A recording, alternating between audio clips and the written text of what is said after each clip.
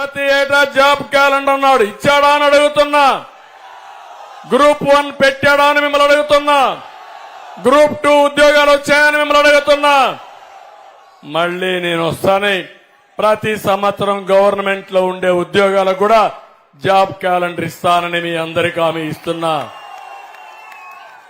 ఇదే కాదు, ఈరోజు పోలీస్ కానిస్టేబుల్ 5 లక్షల మంది సిద్ధంగా ఉన్నారు రాయడానికి.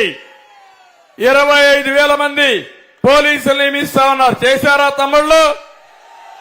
ఇక్కడుండే పోలీసులు కూడా చెప్తున్నా, మీకు టీఏ ఇచ్చారా పోలీసులు అని అడుగుతున్నా, డిఏ ఇచ్చారని అడుగుతున్నా, మీ ప్రావిడెంట్ ఫండ్ అన్నా మీకు ఇచ్చారని అడుగుతున్నా, మీ సరెండర్ లీవ్ అన్నా మీకు వచ్చిందని అడుగుతున్నా.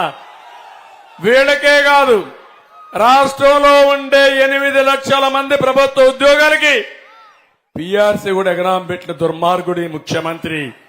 డిఏలు ఇవ్వని వ్యక్తి ముఖ్యమంత్రి. నెలవారీగా శాలరీస్ ఇవ్వని ముఖ్యమంత్రి. నేను ఒకటే హామీ ఇస్తున్నా, మళ్ళా ఉద్యోగస్తులకి గౌరవం ఇచ్చే బాధ్యత నాది, పీఆర్సీ ఇచ్చే బాధ్యత నాది.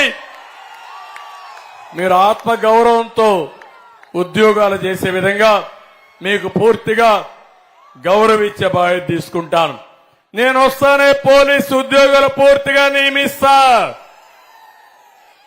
దీనికి కూడా రిక్రూట్మెంట్ కోసం ప్రారంభిస్తాం.